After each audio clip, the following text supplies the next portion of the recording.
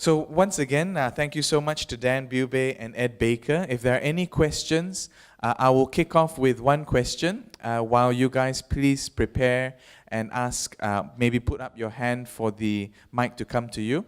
So this first question is to Dan Bube. Could you elaborate a little bit more about how you use your time and your delivery process? For example, how do you find the time to sketch such amazing drawings? And, with construction detailing, running clients, traveling a lot, and, how do you manage your delivery process? What's the how do you do your work?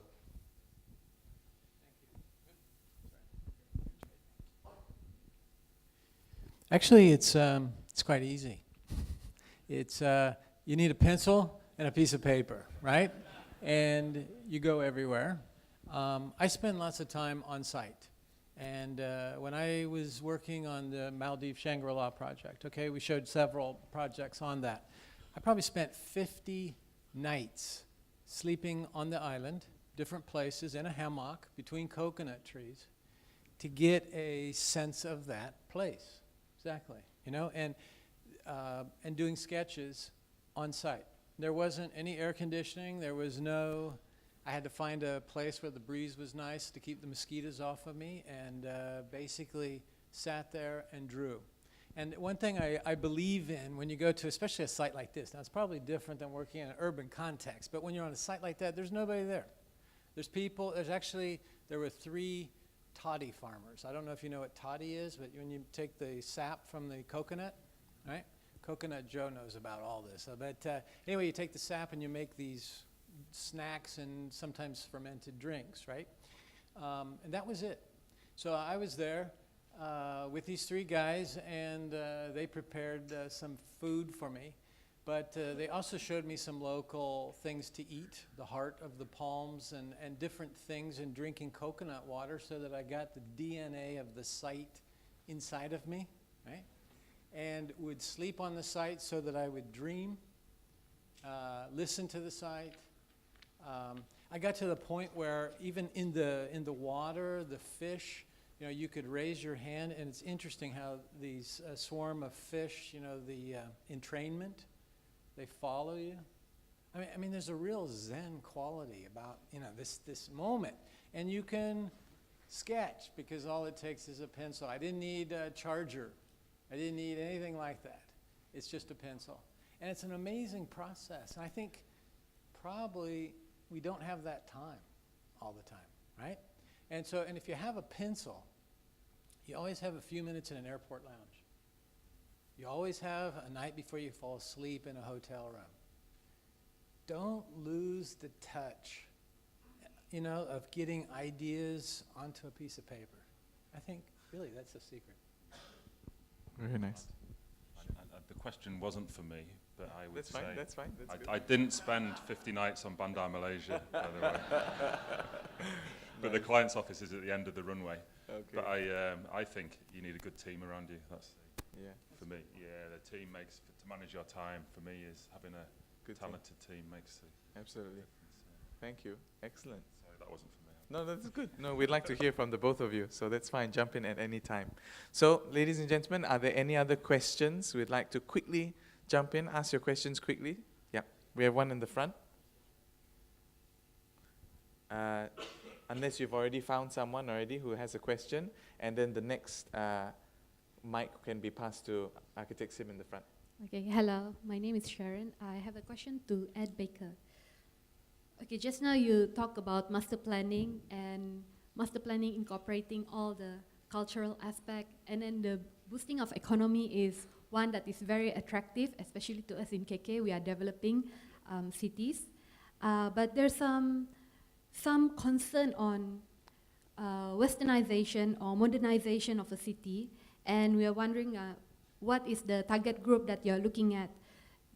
Recently, I attended the Universal Design Workshop organized by DBKK, which is our local authority here. And they were talking about how easily we design for young people, energetic people, but we forgot about those who are not a disabled group. Yeah. So The question is, have you seen any immediate impact to the society or culture in your master planning design? Thank you. I mean, I think, it sounds a little bit cheesy when you say this, but every plan starts with the people and the users, and that's the first thing you have to look at. I mean, we look at the site context and we look at the climate, but looking at the local culture and how people are using it and your potential users as well. So sometimes it's quite hard because you're anticipating people who aren't there at the moment. So, but I think the economics of a development are very, very important, because the project in Calgary, you can see the economics were about improving the quality of life for the surrounding city and the community, but also attracting investment in, attracting different types of people in. I think in terms of universal design, I think it's a given that you design for young people, but I think you're right. I think particularly I talked about Health City Navina, but one of the main drivers is for elderly. So you've got a lot of people who are going to the hospital who are less abled. And I think one of the main demographics in Singapore is people are getting older. There's a big aging population in Singapore, and it's a big issue. So the Ministry of Health are really worried about where Singapore's going, and younger people aren't having children. So you've got this issue. So a lot of the design in Singapore has been, how do you plan for more old people? So that goes down to the detail of how you plan your streets, but down to your building designs, obviously. So it's something that we do think of. Sometimes it's sometimes it's harder, depending on the context. But Great, thank you. Are there any more other questions? Yes, I have a question for Dan. I'm Sim. I love your sketches. I love to sketch as well. It's good to see some people still sketch. But anyway, I'd like to know, can you share with us some of the experience? How do you translate your sketch into constructions? Because some of your sketch is so fantastically done. But when you get to the site, it's just, for us, my frustration is when I'm doing a resort, you just cannot communicate with the local builders to get it done to what we want. But your sketches is so fantastic. But how do you do it? Well, thank you. Yeah, thanks. Actually, again, it's not so difficult. It's partly providing an attitude to the builders that you're not an all and high mighty architect that can't take time to sketch for them on a piece of drywall, on a back of a shingle, right? Right on site, to clarify a lot of times the working drawings, which are produced, in AutoCAD, right? And so, even though you start with sketches, and my staff were fantastic about interpreting those, because they have multi-level of notes and all these different things, and you're trying to show character and, the texture and all these, the principles of design in one sketch. And so they have to take this and and then I'd work with my own staff, but then explaining on site to the contractors, being there a lot, 50 times before. I was there probably 80 days after that to work with the contractors, right? And you're right, they're Vietnamese, they are Balinese, they are different.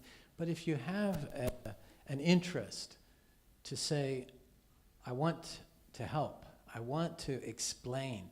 When I first went to Singapore, it was quite surprising that the architect was kind of untouchable. And that doesn't really happen in America, right? If an architect goes on a site, the contractor's aiming to hit you with something, right? And you're a worthwhile target, I think, right? Yeah. But in Singapore, you have this clerk of works, and you have this whole British system, and there's quite a, it's not so comfortable to talk to the architect and say, can you explain something? I don't understand, or I want to.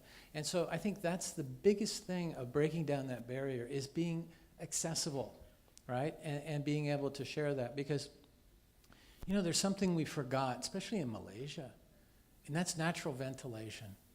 You look at all your old places, and for some reason, because someone invented an air conditioner, you don't have to have ventilation. The buildings don't breathe anymore. That's sad. Right? We make unhealthy, and we're talking about wellness in communities, I mean, right in your own houses, they don't breathe anymore. I mean, we forgot about ridge vents or end gables and all these different things. Very basic things. And so, you know, I really would like to suggest that we all be more open to both learning from the contractors and help sharing our ideas and whatever, instead of saying, I don't know exactly how everything works, but do you know how you can get in there and nail this thing so that we can put something that will, you know, because, you know, we don't know everything, right? I mean, they are really the experts in building. And if we break down that barrier of saying, you know, I know everything and don't ask me any questions because I'm so important, instead say, you know, we can all learn about this together because we want to make the best possible outcome, right? I think that's the thing that really helps. Yeah. Very nice. Okay, so just to clarify, you do have a construction team, or some of your staff would carry on through the conceptual project work into the construction documentation? I did. I had actually, like I said, you know, recently because of personal reasons, I went back for my family. My son needed some special education in the United States, so I've kind of closed down my office. So now I consult pretty much on my own. However, I consult to large construction companies that have big teams of draftsmen from the Philippines, from you know, Bangladesh, from wherever. And so we're working with them to try to work with them to teach on how to interpret some of these sketches. But I initially started work in Singapore because, you know, again, I came from a family that wasn't very wealthy. I didn't have deep pockets. I was just a small guy trying to do some work for people, for first-time home buyers, or, you know, small projects. And so a large part of my business was getting things built in like Thailand, in Malaysia, in Johor. I used to build furniture in Johor just because Singapore was you couldn't find a carpenter in Singapore, and you still can't, right? They're all Malaysians, right? Am I right? You know, it's true. So to get that and to get it affordable so that you could get the most for the client's budget and give them the best. So I was constantly, you know, setting up businesses in Thailand because my wife is Thai Chinese, so we could do that. And we built furniture, we built lighting, lots of lighting fixtures, landscape things, and worked with craftsmen there to kind of give it a more international look, to give it a more contemporary look, to give it a custom look, and to create something really beautiful using their incredible skills. And this, again, is one of the traditions. This is one of the elements that I think is important to maintain in our culture, and especially in Southeast Asia is so rich. That's why we were talking last night. We love living here because there's a vitality that we can't even find in our homes. Am I right? And great seafood. Yeah. And meat. Thank you, Dan. So any other questions? Where are the mics at the moment? There's one at the back on the right. Hi, my name is Yang. I'm really inspired by both of your tremendous works, and I really admire your success. I actually have a question for both speakers. So what are your daily habits and routine steps that help you to create an environment of success? The 10 steps for success. I like to stare out the window in the office. Sorry, I haven't had a chance to prepare the answer, but I think it's really important that you make some time to, I mean, it sounds an obvious thing, but creating time to think is really important. So I think on any project, we work in lots of different environments and contexts, and I think spending time at those early stages of the project before I think sometimes there's a temptation, I think particularly these days, with technology, to jump too soon into a computer and actually seeing Dan's sketches, but spending time thinking, using a pen, and I think you can have far more fluid design ideas at that stage in a project. And I think from a planning point of view, the early stages of the project, so one thing that I focus on a lot is with a client is I call removing the subjective bits.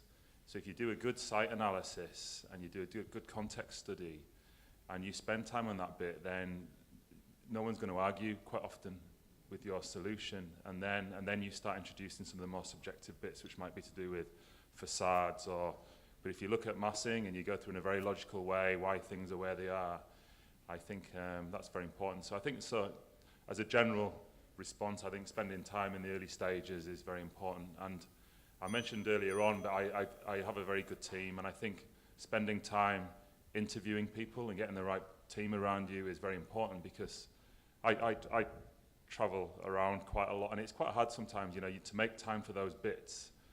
But I think you need to do that and make time for debt collection as well, because if you can't, I get criticised. My brain's on one side, and I love the creative bit. But you need to make time on the financial for a successful design practice. The economics need to work. But sure. So I think, but economics in general are very important on any project. So I think I enjoy working with the McKinseys and the PwCs and these sort of guys, because if you haven't got if you don't understand what a client's economics are, then you might as well not bother. So I think, but that all relates to that early stages. Great. I start out by deep breathing in the morning. Then I fix a nice cup of tea, and then I start. So it's pretty simple. And I think our time is up, right? I heard our cue. So we can shorten our time at lunch, but if people have burning questions, we can leave a little bit more time for that. But I remember there was one at the back, in the middle. Was there? No? Well, anyway, this is a very quick one. As someone who's written it down, it's related to another question, actually.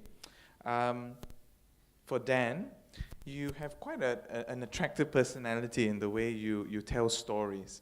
So how do you come up with some of these stories, inspiration or the frame of mind to think about almost selling or convincing your clients about something? Because it's not just diving into the architecture, this is the detail, this is the detail. You kind of spend quite a lot of time telling this story, but it works. yes. Yeah, you do. And first of all, I guess it takes a romantic heart, right? You gotta have that sense, because you're not really trying to convince the client. You're trying to help the client be able to convince investors and different people. And so if you can sell him your passion, usually he can then sell that and help it get financed and whatever. And then the stories, that you tell the contractors and the consultants that you're working with, or all the others that are involved in the project, they actually love to hear stories. And everybody learns from stories from a very early age. And so I think I had as I told you, I can't sit still. I want to move right now. And as a child, I had trouble understanding. And so it was stories, it was cartoons, it was different things that worked for me. And so in that, I think it was my natural reaction to assume everybody else is going to understand and appreciate things more if it's in a story form. And that's kind of how it came about. Nice. Cool. And final question for Ed. We've noticed that urban planning affects the city, the people, politics, the government, traffic, etc. in such a big, impactful way. Many conflicts happen when these differing interests clash. How do you go about your work to get an urban design implemented or considered, if it's politically with the government or whatnot, without it just getting thrown out? I think every project's different and every context's different and every client. So sometimes, I've worked directly in the Middle East, for example, with the top guy, and then stuff happens very quickly. So you get decisions made.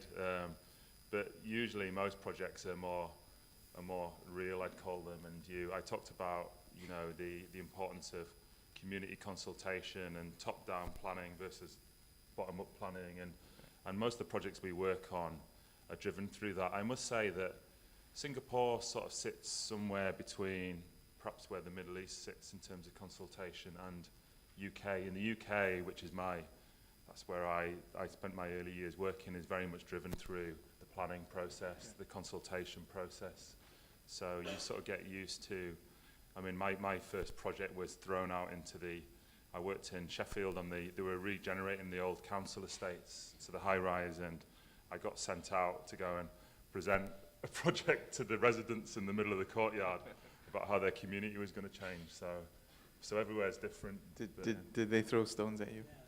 A few stones, and then some people felt, I got invited into an old lady's house who felt sorry for me, and gave me a cup of tea. So, but yeah, it does vary on the context. But the project in Singapore, the Navina one, we set up a big display centre and we invited people in. So it's been up there for about 5 years now.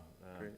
And so even when I've got clients visiting, they love to go and they can find out the story of the plan, and also it's changing all the time. So master plans change. They start, your overall vision might not change, but that's why I said flexibility, and you know that it might look quite different in 10 years' time, but having design guidelines is very important, which I've talked about. Yeah. Well, very cool, Ed and Dan. Thank you so much. There will be a final question and answer at the end of the day, which will include all 4 speakers. So if you wanted any burning questions to be asked to them, or you can even talk to them at lunch, please do so. Ladies and gentlemen, now we hope that you've enjoyed the first 2 speakers so far. And as for our amazing lunch is about to be served, we encourage you to take this opportunity to also visit all the sponsor booths as well during the lunch or after. Please be reminded to be back in your seats by 1:45 p.m. Everybody say 1:45 p.m. Thank you very much. So that we can start the next exciting speaker session time on time. Thank you very much. Enjoy your lunch.